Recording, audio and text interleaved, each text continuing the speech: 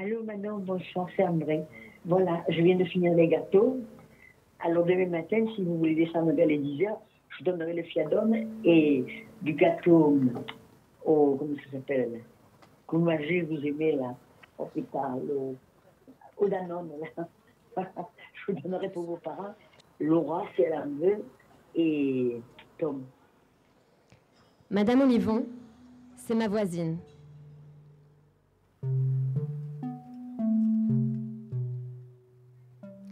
Elle s'appelle André, elle a les cheveux orange et les yeux qui pétillent.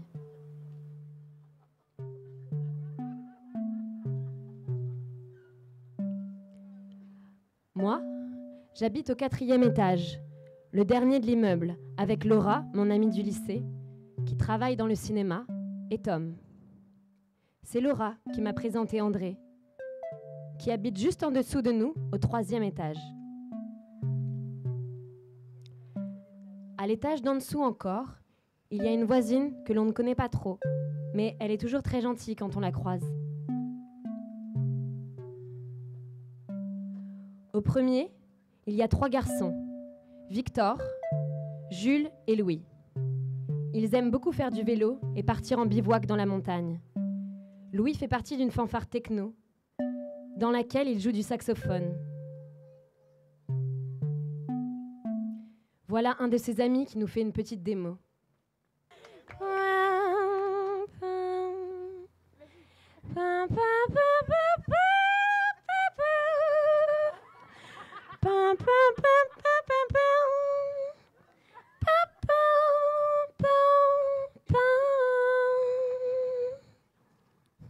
On peut l'applaudir.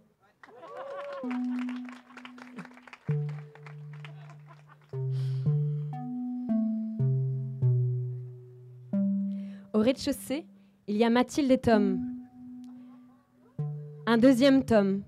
Ce Tom du rez-de-chaussée a fait installer une rampe pour André dans le hall, pour qu'il n'y ait plus besoin de s'agripper aux boîtes aux lettres pour monter les marches. Et depuis peu, il y a un 3e petit habitant avec eux.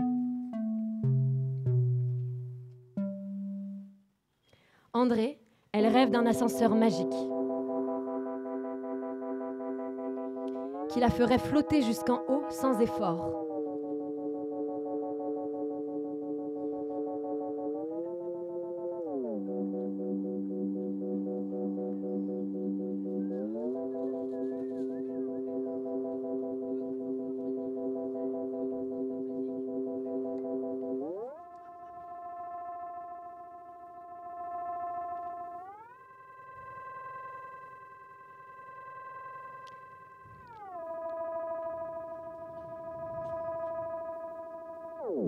Mais il n'y a pas la place dans la cage d'escalier pour le construire, donc c'est pas près d'arriver.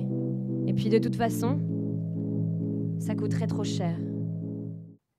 À défaut, elle monte tous les jours les 3 étages. 53 marches, sans compter les trottoirs. Elle les a comptées une à une, ces marches qu'elle gravit 10 par 10 avant de reprendre son souffle. Comme l'immeuble a été construit pour 5 étages au départ, il y a des étages qui trichent. 16 marches au premier, 20 marches au 3e. Malgré leur pénibilité, je suis convaincue que ces marches sont le secret de la forme olympique d'André. Sa forme, elle l'entretient tous les jours, en sortant tous les jours, sauf les jours de Mistral. Car le vent pourrait l'emporter.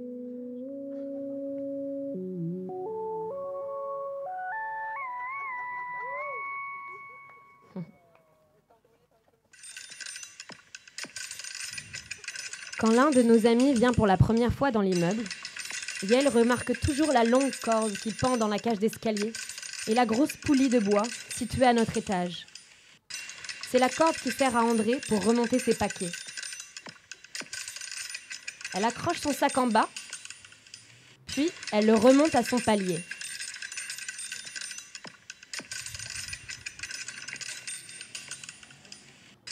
Merci jeune homme, bisous.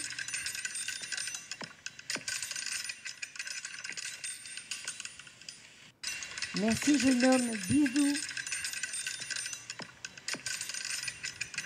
Quand elle ne peut sortir ou qu'elle a besoin de bouteilles de lait, Madame Olivon demande à Momo, un jeune du quartier, d'aller lui chercher les commissions. Plusieurs fois par semaine, on lui descend la poubelle. Pour nous remercier, elle nous offre des gâteaux et des friandises.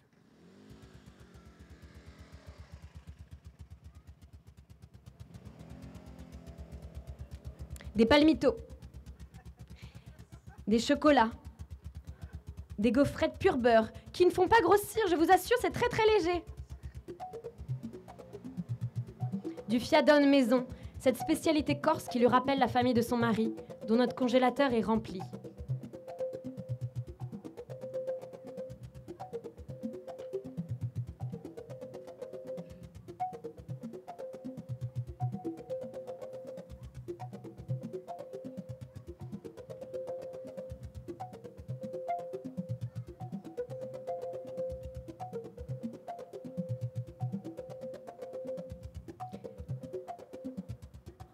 On lui a souvent dit d'arrêter de nous gaver de gavottes, de nous gâter de tous ses biscuits. Mais elle nous répond que c'est sa manière de nous montrer son affection, que ça lui fait plaisir. Alors, on la laisse faire. Les petits cadeaux que je préfère, moi, ce sont avant tout ces petits mots.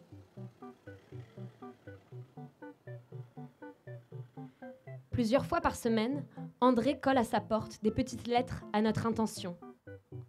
Il y a des mots factuels. Urgent. Moule à la bretonne et crème fraîche de cet après-midi. Petit cœur dessiné. Il y a des mots gentils. Merci à la personne qui a monté mes lourdes courses. Bien que je ne sois pas une grenouille de bénitier, c'est le bon Dieu ou les anges qui l'ont mis sur mon chemin. Encore merci. Bisous. Manon, j'espère que vous avez eu beaucoup de succès pour votre tour de chant. Je n'en doute pas. Peut-être pourriez-vous me faire voir la vidéo du concert ? À plus. Madame Olivon, c'est une artiste dans l'âme. Elle est sensible aux belles choses et elle est pleine de poésie. Manon, j'ai pensé à vous car à la télé, j'ai vu un coussin comme vous faites. C'était 3 hippocampes sur les vagues d'une mer bleue et au fond, un coucher de soleil, jaune, saumon, rose. Magnifique. Je suis sûre que vous pourrez le faire. Petit cœur. Joyeux anniversaire André. Joyeux anniversaire. En février dernier, pour son anniversaire, on lui a organisé un karaoké spécial Jodassin, son idole. On s'est aimé comme on se quitte, tout simplement sans penser à demain. À demain qui viennent encore un peu plus vite. Aux adieux qui quelquefois se passent un peu trop bien. André dit que Jodassin, c'était la seule célébrité joker pour laquelle elle aurait pu quitter son mari. C'est une blague, bien sûr, mais apparemment, ça ne le faisait pas beaucoup rire. Louis a pu se libérer pour venir à la soirée raclette du 4e étage. Et il nous a fait goûter du bissap. C'est la première fois qu'André en dégustait. On a bien chanté. Zai, zai, zai, zai. Zai, zai, zai, zai. Zai, zai, zai, zai. Zai, zai, zai, zai. Wow. Wow. Au lendemain de son anniversaire, il y avait ce mot accroché à la porte. 1000 merci les amis pour la belle soirée que vous m'avez offerte. Les fleurs, la raclette et votre amitié soulignée. Je n'ai pas pensé une seule fois à mon grand âge. Je me suis sentie des vôtres. Pour moi, c'est important car vous savez, jusqu'à la fin de ma vie, mes 30 ans resteront dans ma tête et dans mon cœur. Bisous à vous 4, Laura, Manon, Tom et le gentil Louis. Après cette soirée,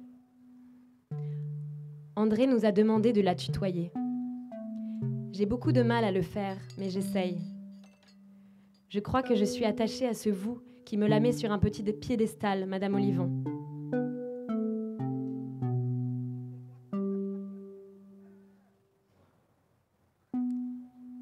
Les jeunes du quartier l'appellent Chouchou.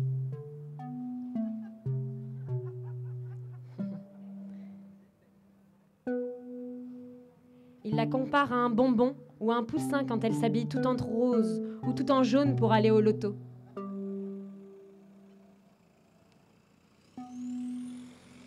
Elle est toujours habillée en couleur, André. Dans le quartier, on l'appelle aussi Dédé. Et surtout, oui, Dédé, comme Hélène et Cécile, les céramistes qui ont leur atelier en bas de l'immeuble, à côté du Poulpe. Autour d'André gravite tout un petit réseau.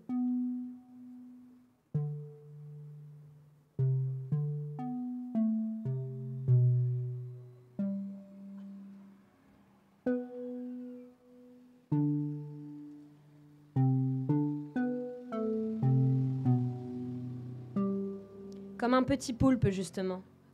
Un petit poulpe de la mer.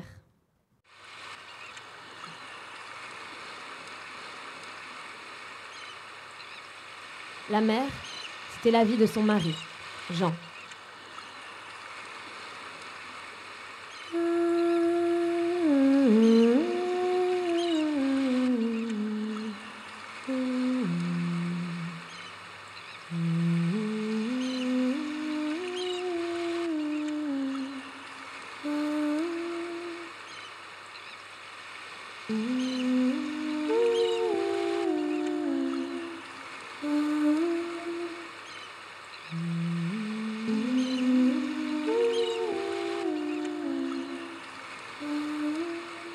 L'oncle de Jean, André Ruopolo, a franchi les Alpes depuis l'Italie et le golfe de Naples vers 1882 avec son père, sa belle-mère et ses 4 frères et sœurs pour venir s'installer sur la rive sud de Vieux-Port. Son père, charpentier de marine, lui apprend à fabriquer les fameuses barquettes marseillaises. Plus ventrues que les barques de pêche qui existent alors à Marseille, elles résistent mieux au clapotis des vagues. Les pêcheurs apprécient leurs carènes symétriquement pointues, qui fend l'eau à l'arrière et à l'avant. La forme de la coque est conçue en respectant le gabarit de Saint-Joseph, le saint patron des charpentiers. Une règle courbée et graduée qu'André gardait secrètement cachée dans une armoire et qu'il n'utilisait que lorsqu'il était seul à l'atelier. On dit aussi d'André qu'il achetait le bois sur pied dans la forêt et se faisait couper les branches de son choix, celles qui semblaient parfaites pour tailler les membrures des bateaux. Il avait le compas dans l'œil. Ce sont tous ces savoir-faire qu'il avait hérités de son père, puis qu'il a transmis à ses neveux, et qui feront par la suite le succès de la famille Ruopolo. Pourtant, au début, arrivé d'Italie sans le sou, pas question d'acquérir les locaux pour y implanter le chantier naval. C'est donc directement sur la place Saint-Victor qu'ils vont tracer les gabarits, aligner les membrures, clouer les bordages et donner peu à peu vie au bateau.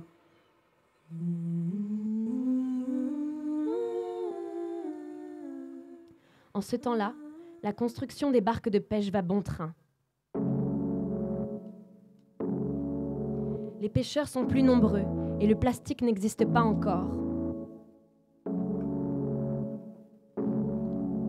Au musée d'histoire, ainsi qu'aux archives départementales, j'ai retrouvé des photographies. Celle-ci date de 1959.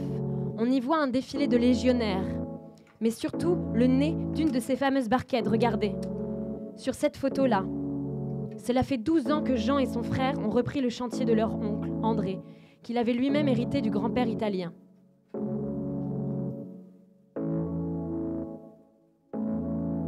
Cette photo, retrouvée dans les classeurs de Madame Olivon, doit dater de la même époque, des 30 ans de Jean. On y voit les garages qui servaient à stocker le bois de construction des bateaux. Aujourd'hui, c'est l'atelier des 2 girafes et le restaurant de la savonnerie. À travers ces images, je découvre la rampe Saint-Maurice, avant la construction du pont. C'est sur cette route pavée que Jean et sa famille transportaient laborieusement les barques depuis la place Saint-Victor jusqu'au bassin de carénage pour les mettre à flot, en passant par la rue Sainte, dont elle tenait parfois toute la largeur. Là, on voit le frère de Jean devant la citadelle. Puis, ici, devant le transborder.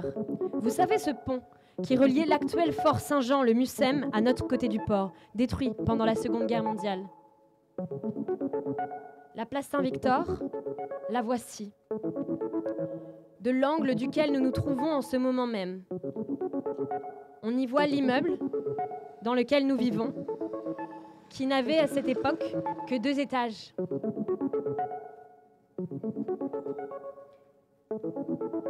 Avant le parking et le béton, il y avait donc de la terre battue, un grand olivier, des petits arbres, des bancs en pierre et même une fontaine.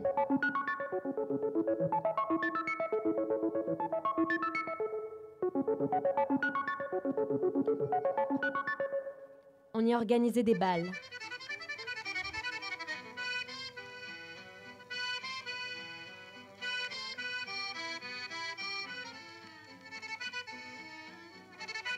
C'est d'ailleurs à l'occasion d'un de ces bals, en 1948, qu'André a rencontré Jean.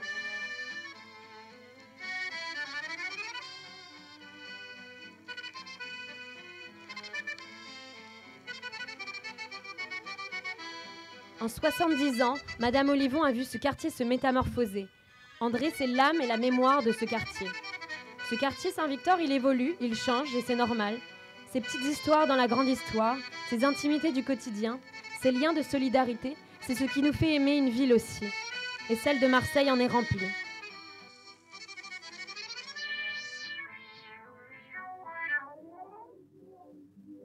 Et vous, connaissez-vous vos voisins ?